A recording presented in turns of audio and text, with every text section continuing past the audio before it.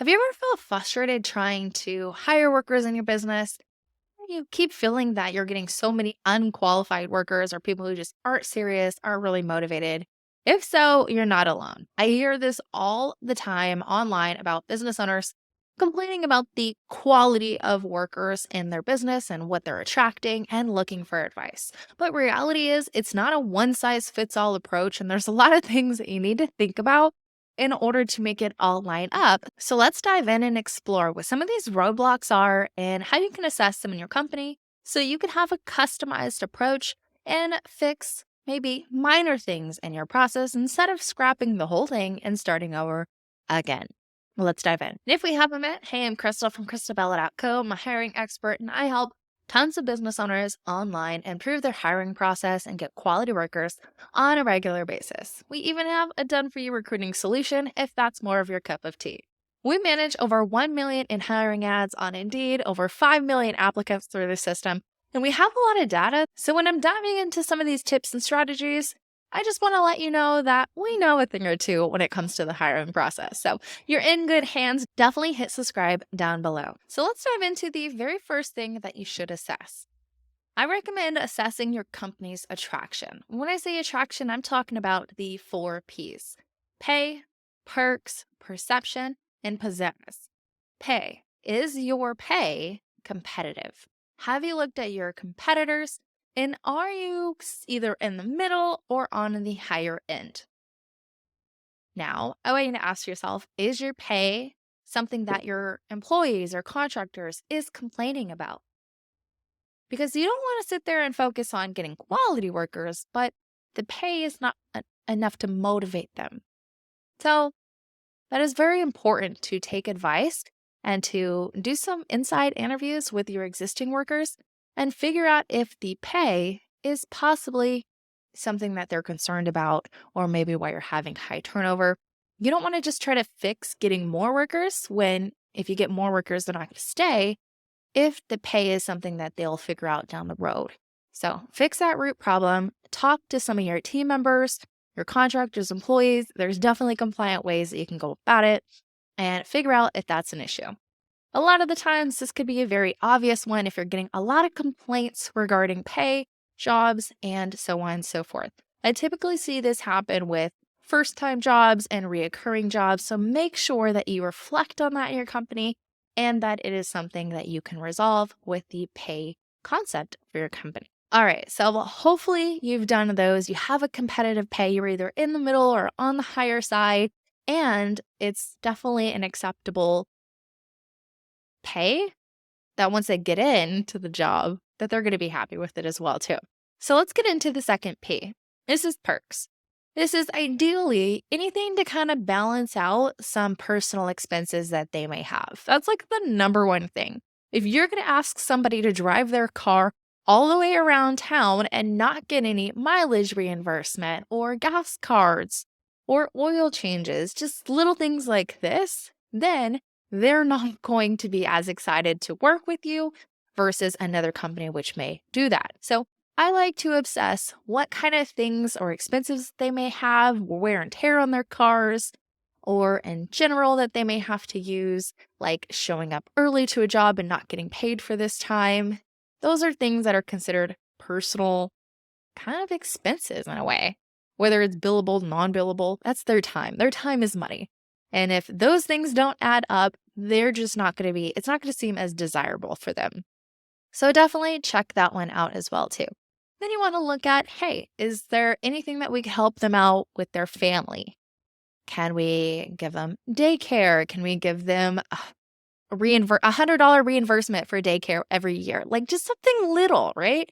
It could be that you partnered up with some daycare programs, or you have a resource list for them, or you have a call-in or like a drop-off daycare if their kids are sick. Understanding that whether your job is female dominant or male dominant, if it's female dominant, they typically may have a lot of kids or their kids may get sick. I personally have 3 kids and I've experienced that. It really does suck, and it does make it to where it's a lot harder if you have, a dual household to have the female go off and work if she's the one that's typically having to go pick up the kids from school if they're sick or something like that. So either anticipate that and just make sure that you have, a solution for that, or try to get creative with that process and get something that they would see as desirable. Next, we want to dive into, do you have any supplemental insurance? It could be partial health and dental coverage. You could pay for partial of it. You pay 50%, they pay 50%. It doesn't necessarily have to be full, but just get creative with it. There's definitely benefits and perks that you could find with contractor roles as well too, like being able to provide free advertising, local jobs, flexibility of schedule. Get creative with some of the perks that you could offer to make the job stand out. If you're having bad problem attracting workers, these could be some of the issues as well. Now let's dive into perception. Perception could be, how is your online brand perceived? Is your online brand perceived as negative? Do you even have an online presence? How's the messaging when they talk to somebody? If they call your customer service team, is it always getting a voicemail? Is somebody picking up? How's the website? Does it look presentable? Does it look like a 2-year-old did it? There's a lot of things when it comes to perception. If there's negative reviews from workers, negative reviews from clients, it could really go a long way. It could also be a phone call or how the interview went or so on and so forth. That's perception. Now we have pizzazz. Pizzazz is what I like to call the fun and exciting thing into the hiring process and that part process that pulls them in and makes it desirable. This could be a company video that describes your inner workplace and what it's like. You could also have one for a contractor. You could have a testimonial smash with 5 contractor reviews of saying how they love different parts of it. Get creative. Just because if you have employers or contractors, you can go ahead and create something as well too, like pizzazz.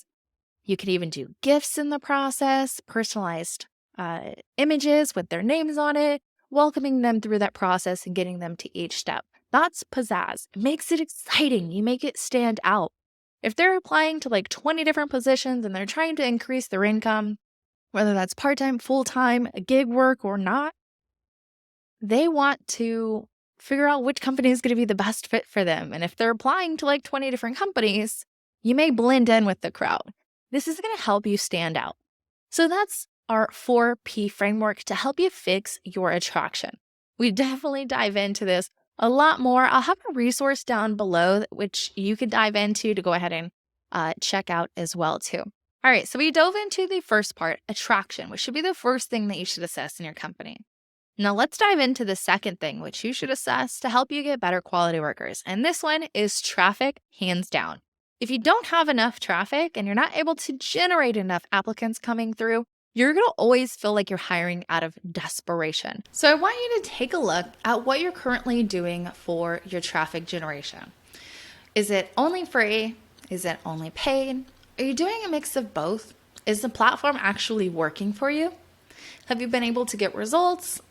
I've seen people use platforms, especially like Indeed, but they have it set up completely wrong. They don't necessarily know how to work it at the expert level, and it dramatically changes the results in your cost per hire and can make a huge difference. So if you're ever using a platform that you're just not too sure about or you just have bad luck with, I would definitely recommend either getting some expert help on the specific topic, because usually it's just minor tweaks that you need to do, or switching to another platform or adding in some manual steps at this time. Now, manual, I like to think of as temporary assistance. I don't like to think of manual traffic generation for applicants and hiring to be a long-term strategy. It should really just be short-term to give you some additional boosts, maybe something that you add in once every 2 weeks or once a week, not definitely something that you're doing every day. Your hiring process should really be automated. You should really only be doing the interviews. You shouldn't really be having to message people, say, great, hey, let's schedule an interview. It should be an automatic process to make your time more efficient, and it's just gonna save you so much headache down the road. And all that leads me into my third thing that you should assess for your company to get better quality workers, which is your hiring process. I've seen really outdated processes to super over automated processes to processes where people just aren't confident in. And it just kind of make the applicant's journey either bland and they have no pizzazz in it, or it's just something that's just a little bit more complicated for the applicant to do. Like if you have a 100-page document and it requires like 80 plus signatures, you better have an e-sign software that pre-filled 80 of those spots automatically, so it takes 1 second for them to click on the sign button and it's pre-signed the whole document. Make it easy for the applicant into the process. And this could apply from the beginning, the middle, the end. Make it easy where it needs to be. But make sure that you're also creating micro commitments and you're just assessing the process. So if you're like, hey, how do I know if my hiring process is bad? Well, I would look at the numbers. And if you don't have the numbers on how many people checked out your job post, how many people clicked on your job post and clicked through to the application page, how many people filled out the application, how many people scheduled an interview, how many people were qualified, not qualified. If you don't have these numbers, hands down, for the next 30 days, start tracking these numbers and then look at the one number that you could improve to help fix that hiring process. So the fourth thing that you should be assessing is how many no-shows are showing up to day one. So this is often something that I see from people who are signing the paperwork and then going to day one. There's somewhat of a drop-off or usually a longer wait time, and this is usually something that can be improved. If someone just submitted their bank account number, like all this other personal stuff, they signed your contract, they already showed the desire to want to work with you, but you just got to make sure that you're keeping that desire all the way till day one. So you definitely want to make sure that day one, from the time they sign the paperwork to day one, really isn't more than around a 3, max 5-day duration. I would say if you have 5-day, you're going to have definitely a higher no-show rate on day one versus a 3-day. So try to keep that in mind when you're scheduling them for that first day. You're usually scheduling them for their orientation, whichever you kind of have. Just make sure that they're feeling comfortable, they're supported, and try to make that process more enjoyable. So you could send them a company video of behind the scenes. You could also send them a company org chart or like a personalized video like, hey, Crystal, I just wanted to say hi. I'm going to be the one who's walking you through. I'm so excited to see you into the orientation. This could be like a quick 3-minute video and it increases the show up rate just for that one specific person. And if you're hiring on a broader scale and you're hiring multiple people per week, I definitely recommend scheduling it into a group orientation or a group day one. That's just going to definitely help you out. Admin wise, there is this misconception that it's going to be harder to train people and you got to train them one at a time. And then the other ones waits too long. And then you got to wait again another week before you train the other person. Look, training is training. It's going to cost you the same amount this week or next week or the week after, but you're going to know a lot sooner if you do a group training if 1 out of those 3 people are not going to make it, or if 1 of those 3 people were the ones to make it through and the other didn't.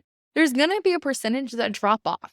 And that's normal, but you need to know what that percentage is and to track it and always try to improve it. Let's dive into number 5, the last thing that you should look at in order to optimize your quality of workers that are coming through in your process, which is how is the team environment after they've been onboarded.